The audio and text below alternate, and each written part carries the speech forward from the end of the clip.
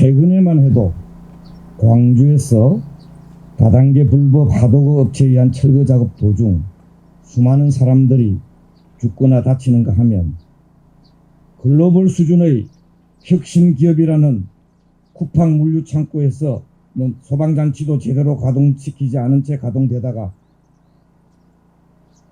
대화재가 발생하여 몇 날 며칠 동안 물류센터가 통째로 불에 타기도 하였습니다. 이 과정에서 진화 작업하러 들어간 소방관이 아까운 목숨을 잃는 참사가 발생했습니다. 불행 중 다행으로 밤샘 작업을 했던 노동자들이 대부분 퇴근하고 난 뒤의 시간이었기 망정이지 자칫 수많은 노동자들이 희생될 뻔했던 아찔한 순간이었습니다. 산재지급병 참사가 끊이지 않고 현재 진행형으로 되풀이되고 있습니다. 시기와 장소 그리고 그 양태만 달리어가며 비슷한 유형의 참사가 반복되고 있는 것입니다. 33년 전 1988년 7월 2일 15세 소년 고 문성명 군이 수은 중독으로 사망했고 이어서 확인된 지급병 피해자 숫자만 930여 명, 사망자 숫자만도 230여 명에 달하는 원진 지급병 참사가 알려졌습니다. 문성면 원진 지급병 참사를 계기로 우리 사회에서 산재 지급병 참사 이제는 근절시켜야 한다 공감대가 형성되었고 정부도 산재 예방 종합 대책을 수립하면서 산재 예방에 나섰지만 산재 지급병 참사는 변함없이 오늘도 반복되고 있습니다. 13년 전 2008년 1월에 발생한 이천 코리아 이천 냉동창고 신축 현장 참사로 40명의 노동자가 사망하였지만 사업주는 불과 벌금 2천만 원의 벌금을 받고 빠져나갔습니다.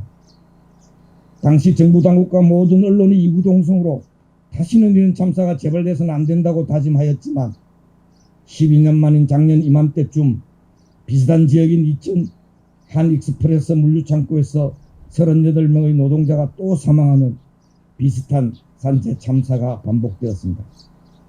불과 2년 6개월 전인 2018년 12월 태안화력 작업 현장에서 비정규직 청년 고 김용균 노동자가 처참한 죽음을 당했습니다. 이 죽음을 계기로 산업안전보건법이 전면 개정되기도 하였습니다. 법은 개정되었지만 실제 노동 현장에서는 산재지급병의 악순환의 고리를 끊어낼 만한 의미 있는 변화가 없었고 위험의 외주와 죽음의 외주화로 인한 처참한 죽음의 행렬은 계속되고 있습니다.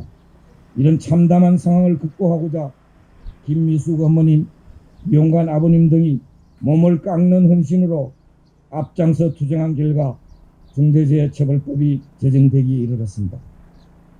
그러나 오늘도 산재지급병 참사는 반복되고 있습니다. 비정규직 노동자, 청년 노동자, 이주 노동자 등 또 다른 김용균들이 전국 각지에서 계속 죽어나가고 있습니다. 촛불 정부를 표방했던 문재인 대통령이 산재 사망률을 절반 이하로 줄이겠다고 공약하였지만 실제 한국의 산재 사망자 숫자는 줄어들지 않고 있는 실정입니다. 산재 왕국, 한국의 산재 사망률은 영국의 12배, EU 국가 평균의 5배, OECD 평균의 3배에 이르고 있습니다. 너무나도 참담하고 간스럽고 또 부끄러운 일입니다. 이 악순환의 고리 이제는 끊어야 합니다. 그 출발점은 중대재해처벌법과 산업안전보건법을 그 입법 취지에 맞게 똑바로 작성하는 데서 적용하는 데서 시작되어야 합니다. 확실한 법 적용을 추진하여 기업이 적극적 산재 예방책을 실행하는 것이 도리어 기업 경영에 유리하다는 인식이 확립되도록 해야 합니다. 서푼어치도 안 되는 벌금이나 보상금 물어주는 것이 안전조치 제대로 하는 데 들어가는 비용보다 사게 먹힌다는 자본주의 법칙 때문에 산재지급병 참사가 계속된다는 구조적 원인을 직시해야 합니다. 이참에 내년 대선에 출마하려는 분들에게 산재지급병 추방을 확실하게 약속할 것을 제한할 필요가 있습니다.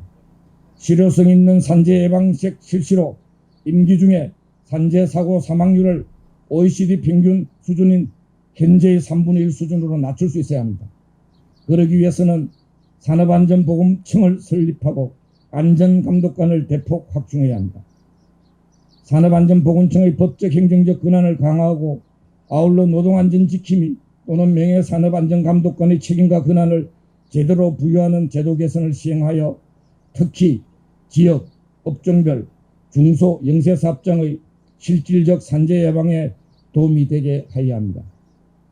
또한 적용 범위의 확대, 인과관계 추정 등 중대재해처벌법과 산업안전보건법을 실효성 있게 보완하되 산재 예방의 원청 책임 원칙을 확실하게 관철시키고 원청 대기업에는 감독 처벌을 대폭 강화하는 한편 중소영세 기업에는 지도 지원 업무를 위주로 하고 처벌을 보조적으로 하는 차별화된 정책을 실시할 필요가 있습니다. 또 50인 미만 중소영세 외주하청 사업장이나 프리랜서 플랫폼 특수고용 노동자들에 대해 맞춤형 산재 예방 지원책을 설치해야 합니다. 특히 건설 현장과 같은 산재 다발, 산재 취약 업종에 행정력을 집중시키는 선택과 집중 전략을 실행할 필요가 있고 또 다른 산재 다발 업종인 조선업종을 재하도급 금지 업종에 포함시켜 위험을 외주화시키는 악순환의 구조적 고리를 차단해야 합니다. 그리고 농업 노동자나 업 노동자와 같은 안전보건 사각지대 노동자들의 산재 예방을 위한 산업안전보건 체계를 구축하고 이들에 대한 맞춤형 산재 예방 지원책을 실시해야 합니다. 현재 구조적 모순이 태산처럼 축적되고 있습니다. 매일매일 처참하게 죽어가고 있는 여러 생명들의 피 맺힌 외침에 우리 사회가 응답해야 할 때입니다. 지금부터라도 산재지급병 참사를 근절하기 위한 획기적 변화를 만들어 나갑시다. 이번에는 위험의 외주화, 죽음의 외주화를 종식시키고 일하는 사람들의 생명과 안전을 지키기 위해 범국민적 힘을 결집시켜 냅시다.